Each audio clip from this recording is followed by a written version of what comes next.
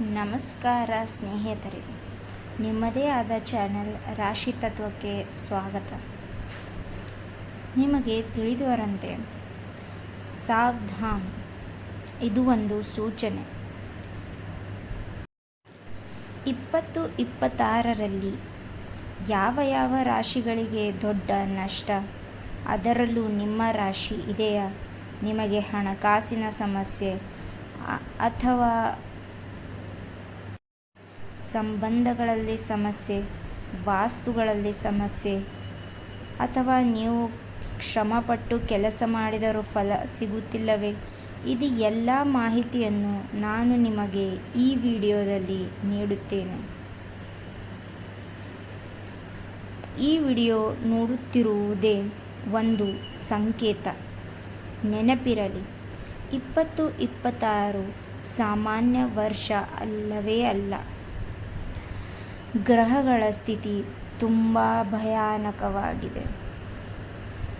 ನಾನು ನಿಮಗೆ ನಿಮ್ಮ ಗ್ರಹಗಳ ಸ್ಥಿತಿ ಮತ್ತು ಅದರ ಪರಿಹಾರಗಳು ಮತ್ತು ನೀವು ಹೇಗೆ ಸಂಕಟಗಳಿಂದ ಹೊರಬರಬಹುದು, ಇದೆಲ್ಲವನ್ನು ನಾನು ನಿಮಗೆ ಈ ವಿಡಿಯೋ ಮೂಲಕ ತಿಳಿಸುತ್ತೇನೆ. ನೆನಪಿರಲಿ, ಕೆಲವು ರಾಶಿಗಳ ಜೀವನದಲ್ಲಿ ದೊಡ್ಡ ಅಪಘಾತಗಳು, ನಷ್ಟಗಳು ಎದುರಾಗಬಹುದು. ಯಾವ ರಾಶಿಗಳಿಗೆ ಯಾವ ಅಪಘಾತ, ಯಾವ ನಷ್ಟ ಎಂದು ನಾನು ತಿಳಿಸುತ್ತೇನೆ. ಭಯಪಡಬೇಡಿ. ಆದರೆ ನೆನಪಿರಲಿ, ಈ ವಿಡಿಯೋವನ್ನು ಮಧ್ಯದಲ್ಲಿ ಬಿಡಬೇಡಿ, ಏಕೆಂದರೆ ಕೊನೆಯಲ್ಲಿ ನಾನು ನಿಮಗೆ ಅತಿಯಾದ ವಿಶೇಷ ಪರಿಹಾರವನ್ನು ತಿಳಿಸುತ್ತೇನೆ. ನಿಮ್ಮ ರಾಶಿಗಳಿಗೆ ಏನೇ ಕಷ್ಟ ನಷ್ಟ ಬಂದರೂ ಆ ಗ್ರಹಗಳನ್ನು ಹೇಗೆ ಸರಿಯಾಗಬಹುದು, ಅದನ್ನು ನೀವು ನಿಮ್ಮ ಜೀವನದಲ್ಲಿ ಹೇಗೆ ಆವರಿಸಬಹುದು ಮತ್ತು ಅದು ಒಂದು ಪರಿಹಾರದಿಂದ ನಿಮ್ಮ ಜೀವನವನ್ನು ಉಳಿಸಬಹುದು. ಅದಕ್ಕೆ ಗಮನ ಕೊಟ್ಟು ಕೇಳಿ. ಹಾಗಾದರೆ ವಿಡಿಯೋವನ್ನು ಶುರು ಮಾಡೋಣ. ಬನ್ನಿ ಸ್ನೇಹಿತರೆ. ನಾನು ಮುಂಚೆ ಹೇಳಿದಂತೆ ಯಾವ ಗ್ರಹಗಳಿಗೆ 2026ರಲ್ಲಿ ಭಯಾನಕ ಸ್ಥಿತಿ ಇದೆ, ಯಾವ ಗ್ರಹಗಳಲ್ಲಿ ಶನಿ, ರಾಹು, ಕೇತು ಮತ್ತು ಮಂಗಳ ಗ್ರಹಗಳು ಅತ್ಯಂತವಾಗಿ ಪ್ರಭಾವಶಾಲಿಯಾಗಿವೆ ಮತ್ತು ಆ ಪ್ರಭಾವದಿಂದ ನಿಮ್ಮ ಜೀವನದಲ್ಲಿ ಏನೆಲ್ಲ ಬದಲಾವಣೆಗಳನ್ನು ನೀವು ಗುರುತಿಸುತ್ತೀರಾ, ಇದೆಲ್ಲವನ್ನು ತಿಳಿಸುತ್ತೇನೆ. ಈ 4 ಗ್ರಹಗಳು ಶನಿ, ರಾಹು, ಕೇತು, ಮಂಗಳ, ಇವು ಒಗ್ಗಟ್ಟಿಗೆ ದೋಷ ನೀಡಿದರೆ ಜೀವನದಲ್ಲಿ ಏನಾಗಬಹುದು ಎಂಬುದು ತಮಗೆ ಗೊತ್ತಿಲ್ಲದಿದ್ದರೆ ಭಯಪಡಬೇಡಿ. ಇಲ್ಲಿ ನಾನು ನಿಮಗೆ ಅದನ್ನೂ ಕೂಡ ತಿಳಿಸುತ್ತೇನೆ ಮತ್ತು ಆ ದೋಷವನ್ನು ಹೇಗೆ ಪರಿಹಾರ ಮಾಡಬಹುದು ಎಂದು ತಿಳಿಸುತ್ತೇನೆ. ಮೊದಲನೆಯದಾಗಿ, ಈ 4 ಗ್ರಹಗಳು ಒಗ್ಗಟ್ಟಾಗಿ ಬಂದರೆ ಏನಾಗಬಹುದೆಂದರೆ, ಮೊದಲು ಹಣದ ನಷ್ಟ. ನೀವು ಎಷ್ಟೇ ಕೆಲಸ ಮಾಡಿದರೂ ನಿಮ್ಮ ಕೈಯಲ್ಲಿ ಹಣ ಉಳಿಯೋದೇ ಇಲ್ಲ. ಲಕ್ಷ್ಮಿ ನಿಮ್ಮ ಕೈತನ ಬಂದು ಬಾಯಿಗೆ ಬರುವುದಿಲ್ಲ. ಆರೋಗ್ಯ ಸಮಸ್ಯೆ. ಎಷ್ಟೇ ಪ್ರಯತ್ನ ಪಟ್ಟರೂ ನಿಮಗೆ ಪದೇ ಆಸ್ಪತ್ರೆಯಲ್ಲಿಯೇ ಹಣವನ್ನು ನಾಶ ಮಾಡಬೇಕಾಗುತ್ತೆ. ಸಂಬಂಧಗಳು ಮುರಿವು. ಕೆಲ ತಪ್ಪು ನಿರ್ಧಾರಗಳಿಂದ ನಿಮ್ಮ ಸಂಬಂಧಗಳಲ್ಲಿ ಮುರಿವು ಆಗಬಹುದು. ಮಾನಸಿಕ ಒತ್ತಡ. ಈ ಎಲ್ಲ ಕಾರಣಗಳಿಂದ ನಿಮ್ಮ ಮಾನಸಿಕ ಸ್ಥಿತಿ ಸರಿಯಾಗಿರುವುದಿಲ್ಲ. ಈ ಗ್ರಹಗಳ ಚಲನೆ ಕೆಳ ರಾಶಿಗಳ ಮೇಲೆ ವಿಶೇಷವಾಗಿ ಕೆಟ್ಟ ಪರಿಣಾಮ ಬೀರುತ್ತಿದೆ. ಈಗಾಗಲೇ 2026 ಶುರುವಾಗಿದೆ. 3 ತಿಂಗಳು ಕೂಡ ಮುಗಿದಿದೆ. ನಾನು ಇಲ್ಲಿ ಯಾವ ರಾಶಿ ಬಗ್ಗೆ ಏನು ಹೇಳುತ್ತೇನೆ, ನೀವೇ ನೋಡಿ. ಮೊದಲು 2 ಮತ್ತು 3 ತಿಂಗಳಲ್ಲಿ ಅದರ ಪರಿಣಾಮ ಬೀರಿದೆ ಅಥವಾ ಇಲ್ಲ. ಬೀರದೇ ಇದ್ದರೆ ನೀವು ನನ್ನ ಚಾನಲನ್ನು ಸಬ್ಸ್ಕ್ರೈಬ್ ಮಾಡಿ, ಲೈಕು ಕೂಡ ಮಾಡಬೇಡಿ. ಯಾಕಂದರೆ ನನಗೆ ನನ್ನ ರಾಶಿ ಭವಿಷ್ಯ ಮೇಲೆ ಬಹಳ ನಂಬಿಕೆ ಇದೆ. ಮೊದಲನೇ ರಾಶಿ ಮಿಥುನ, ಜೆಮಿನೈ. ಮಿಥುನ ರಾಶಿಯವರಿಗೆ 2026 ತುಂಬ ಸವಾಲಿನ ವರ್ಷ. ನೀವು ನಂಬಿದ ವ್ಯಕ್ತಿಯೇ ನಿಮ್ಮನ್ನು ಮೋಸ ಮಾಡಬಹುದು. ಹಣ ಕಳೆದುಕೊಳ್ಳುವ ಸಾಧ್ಯತೆ, ವ್ಯವಹಾರದಲ್ಲಿ ಹಾನಿ, ಸ್ನೇಹಿತರಿಂದ ದ್ರೋಹ. ನೋಡಿ, ಮಿಥುನ ರಾಶಿಯವರಿಗೆ ಇದು ಬಹಳ ಸವಾಲಿನ ವರ್ಷ. ನಿಮಗೆ ಬಹಳ ದ್ರೋಹ, ಹಾನಿ ಆಗುವ ವರ್ಷ. ನೀವು ಯಾರಿಗೆ ನಂಬಿದರೂ ಅವರು ನಿಮ್ಮ ಬೆನ್ನು ಹಿಂದೆ ಚೂರಿಯನ್ನು ಚುಚ್ಚುತ್ತಾರೆ. 2 ಮುಖಗಳನ್ನು ಧರಿಸಿ ಮಾತಾಡುತ್ತಾರೆ. ನಿಮ್ಮ ಮುಂದೆ ಒಂದು, ಇನ್ನೊಬ್ಬರ ಮುಂದೆ ಇನ್ನೊಂದು. ನಿಮ್ಮ ಹತ್ತಿರದ ವ್ಯಕ್ತಿಯೇ ನಿಮ್ಮ ವಿರುದ್ಧ ಹೋಗುವ ಸಾಧ್ಯತೆ ಇದೆ. ಇದು ಮಿಥುನ ರಾಶಿಯವರು. 2ನೇ ರಾಶಿ ಕರ್ಕಾಟಕ, ಕ್ಯಾನ್ಸರ್.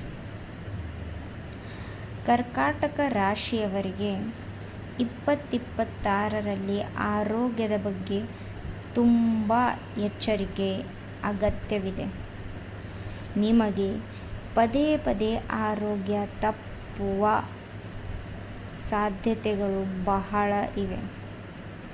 4 ಗ್ರಹಗಳು ನಿಮ್ಮ ರಾಶಿಯ ಮೇಲೆ ಆರೋಗ್ಯದ ಸಮಸ್ಯೆಗಳನ್ನು ಉಂಟು ಮಾಡುತ್ತದೆ. ಎಷ್ಟೇ ಹಣವಿದ್ದರೂ ನೀವು ನಿಮ್ಮ ಆರೋಗ್ಯವನ್ನು ಸುಧಾರಿಸಲು ಸಾಧ್ಯವೇ ಇಲ್ಲ. ಈ ವರ್ಷ ತುಂಬ ಎಚ್ಚರಿಕೆಯಿಂದ ನಿಮ್ಮ ಆರೋಗ್ಯ ಮೇಲೆ ಗಮನ ಕೊಡಿ. ಅನಿರೀಕ್ಷಿತ ಆರೋಗ್ಯ ಸಮಸ್ಯೆಗಳು, ಮನೆಯೊಳಗಿನ ಸಮಸ್ಯೆಗಳು ಮತ್ತು ಮಾನಸಿಕ ಒತ್ತಡ. ಆರೋಗ್ಯ ಸಮಸ್ಯೆಗಳು, ಮನೆಯೊಳಗಿನ ಸಮಸ್ಯೆ ಮತ್ತು ನಿಮಗೆ ಮಾನಸಿಕ ಒತ್ತಡ ಹೆಚ್ಚಾಗಬಹುದು. ನೀವು ನಿರ್ಲಕ್ಷ್ಯ ಮಾಡಿದರೆ ಸಮಸ್ಯೆ ಬಹಳ ದೊಡ್ಡದಾಗಬಹುದು. ಇವಾಗ 3ನೇ ರಾಶಿ ತುಲಾ ರಾಶಿ, ಲಿಬ್ರಾ. ತುಲಾ ರಾಶಿಯವರು ನಿಮ್ಮ ಜೀವನದಲ್ಲಿ ದೊಡ್ಡ ಬದಲಾವಣೆ ಆಗುವ ಸಾಧ್ಯತೆ ಇದೆ. ಈ ಬದಲಾವಣೆ ನೀವು ಅಂದುಕೊಂಡಂತೆ ಸುಖದ ಅಲ್ಲ, ದುಃಖದ ಬದಲಾವಣೆ. ತುಲಾ ರಾಶಿಗಳಿಗೆ ಸಂಬಂಧಗಳನ್ನು ಪರೀಕ್ಷಿಸುತ್ತದೆ. 2026ರಲ್ಲಿ ನಿಮ್ಮ ಹಳೆ ಯಾವುದೇ ಸಂಬಂಧಗಳು ಇದ್ದರೂ ಅದನ್ನು ಪರೀಕ್ಷಿಸುವ ಸಮಯ ಎಂದು ರಾಶಿ ಭವಿಷ್ಯದಲ್ಲಿ ತಿಳಿಯಲಾಗಿದೆ. ಹಾಗಾದರೆ ನೀವು ಯೋಚಿಸಬಹುದು, ಯಾವ ಸಂಬಂಧಗಳು? ಸಂಬಂಧಗಳೆಂದರೆ ಪ್ರೀತಿ ಸಂಬಂಧದಲ್ಲಿ ಸಮಸ್ಯೆ, ಮದುವೆಯಲ್ಲಿ ಒತ್ತಡ, ಒಂಟಿತನದ ಭಾವನೆ. ಮನೆಯಲ್ಲಿ ಮದುವೆಯ ಒತ್ತಡ ಹೆಚ್ಚಾಗಬಹುದು. ನೀವು ಯಾರನ್ನು ಪ್ರೀತಿಸುತ್ತೀರಾ ಆ ಸಂಬಂಧಗಳಲ್ಲಿ ಸಮಸ್ಯೆ ನೋಡಬಹುದು. ಒಬ್ಬರ ಮೇಲೆ ಒಬ್ಬರು ಪ್ರಶ್ನೆ ಮಾಡಿ ಸಂಬಂಧ ಮುರಿಯುವ ಸ್ಥಿತಿಗೆ ಬರಬಹುದು. ಹಾಗಾಗಿ ಒಂಟಿಯಾಗಿ ಉಳಿದುಕೊಳ್ಳುವ ಭಾವನೆಯನ್ನು ನೀವು ದೊರೆಯುತ್ತೀರಿ. ನೀವು ತುಂಬ ಭಾವನಾತ್ಮಕವಾಗಿ ಕುಗ್ಗಬಹುದು. ಒಂಟಿತನದಿಂದ ನೀವು ಭಾವನಾತ್ಮಕವಾಗಿ ಇರಬಹುದು. ಇವಾಗ 4ನೇ ರಾಶಿ ಮಕರ, ಕ್ಯಾಪ್ರಿಕಾರ್ನ್. 2026ರಲ್ಲಿ ಮಕರ ರಾಶಿಯವರಿಗೆ ಹಣದ ವಿಷಯದಲ್ಲಿ ಜಾಗ್ರತೆ.